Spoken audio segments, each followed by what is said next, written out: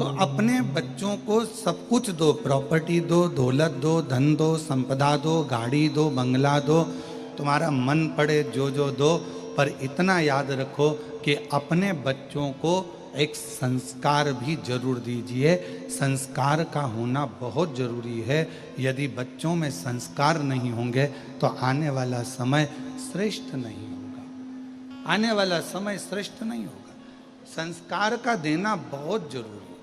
संस्कार हो बच्चों में तो वो श्रेष्ठता बन जाती है। संस्कार का होना जरूरी, और जितने जितने जीवन में आप श्रेष्ठ संस्कार दे सकते हैं।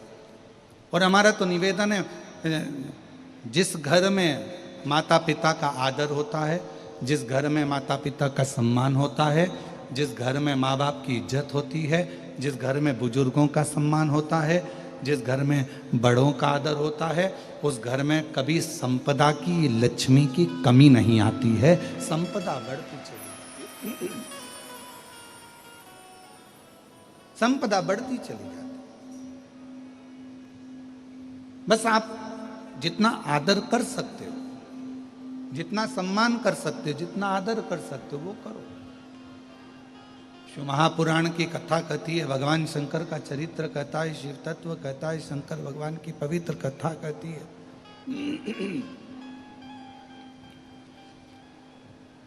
पितृलोक में जैसे ही भगवान देवाधिदेव महादेव का आगमन हुआ,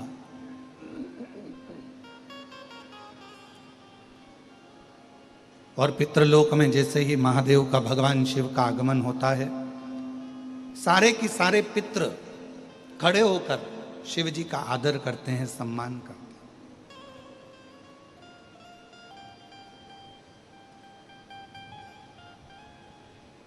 अब कितनी सुंदर बात कही है।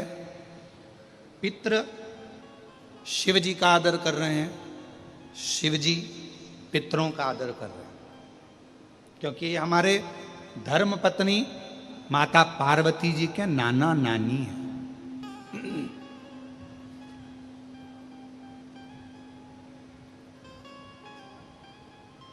खूब आदर किया, खूब आदर।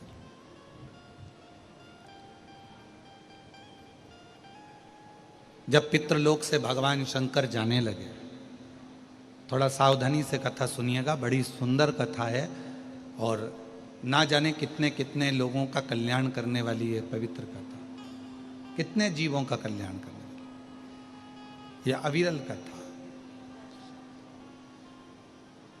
कहा कि पितृलोक से जब भगवान देवाधिदेव महादेव, भगवान शंकर, माँ जगतजननी जगदम्बा माता पार्वती जी पितृलोक से जब जाने लगे, पितृलोक से जब निकलने लगे, जाने लगे, तो पितृलोक से जाते जाते भगवान पितृदेव ने भगवान शिव जी को रोका,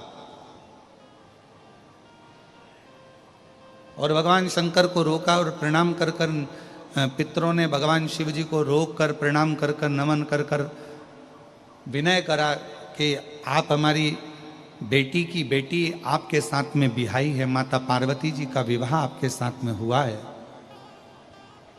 माँ जगतजननी आपके साथ में बिहाई है, आपसे एक निवेदन है कि संसार में रहने वाला मानव, दुनिया के कई लोग उनसे कहेंगे कि इनको पितृदोष लग गया, दुनिया के कई लोग कहेंगे इनको पितरों का दोष लगा हुआ है, पितृदोष लगा हुआ है, पितरों का दोष लगा हुआ है, पितृदोष लगा हुआ है। पर वो पितृदोष लगता क्यों?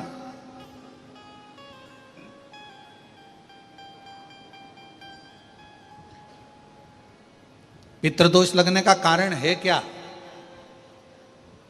आपने अपने गए हुए पूर्वजों के लिए तर्पण भी करा, पिंडदान भी करा, तिलांजलि भी दी, ब्राह्मण का भोजन भी कराया, सब कुछ करा, जो आपसे बन सकता था आपने सब कुछ करा, सब कुछ। फिर पितृदोष कैसे लग गया? फिर पितरों का दोष कैसे लग सकता है? तो पितरों ने तुरंत भगवान देवाधिदेव महादेव से कहा कि संसार सागर में माता पिता के रहते हुए उनका आदर ना कर पाना, या माता पिता को जब प्यास लगी उस समय पर जल प्राप्त ना हो पाना, या किसी न किसी रूप में माता पिता के पूर्वजों के आदर से वंचित रह जाना, फिर माता पिता के चले जाने के बाद, बुजुर्गों के चले जाने के बाद वो दोष घर में लग जाना पितृदोष की संज्ञा में आता। और पितृदोष के 4 लक्षण सबसे प्रबल हैं।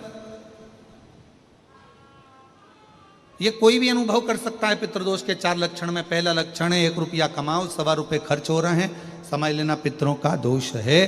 दूसरे नंबर का, एक व्यक्ति घर में बीमार है, ठीक हुआ, दूसरा बीमार पड़ गया, तीसरा ठीक हुआ, चौथा बीमार पड़ गया, घर में कोई ना कोई निरंतर बीमार पड़ा हुआ है, दवाई गोली लगी रही है, समझ लो पितरों का दोष है।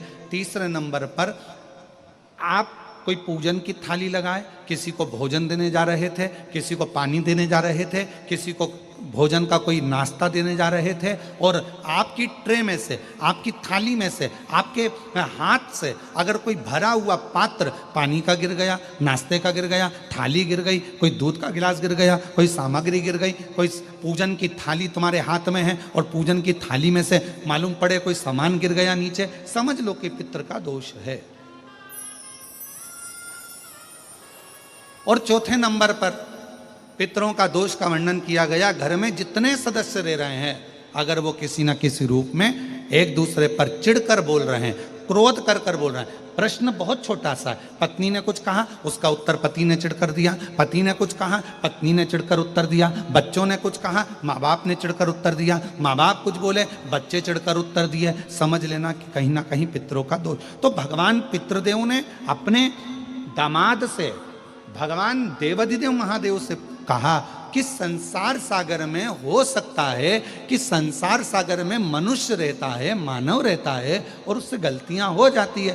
तो पितृदोष अगर संसार के लोगों को लगे तो हमारा एक निवेदन है, आप जाते जाते वर दीजिए कि ये पितरों की शांति आपकी आराधना से पूर्ण हो जाए, बस इतना वर दे दीजिए। शिव जी उस समय पर मौन हो गए। भगवान देवाधिदेव महादेव एकदम मौन। पार्वती जी ने शिव जी से कहा, आप हमारे नाना जी को वर नहीं देंगे? आप हमारे नाना नानी को वर नहीं देंगे? इन पितरों को और पितराणी को आप वर नहीं देंगे? शिव जी ने वर दिया मां पार्वती जी के नाना जी को और अपने नाना ससुर को। हे पितृदेव,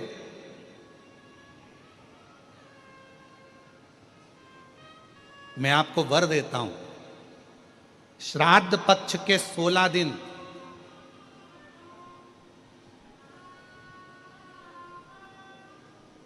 यदि संसार का कोई मनुष्य बेल दूध का प्रयोग करता है, बेल दूध से मतलब होता है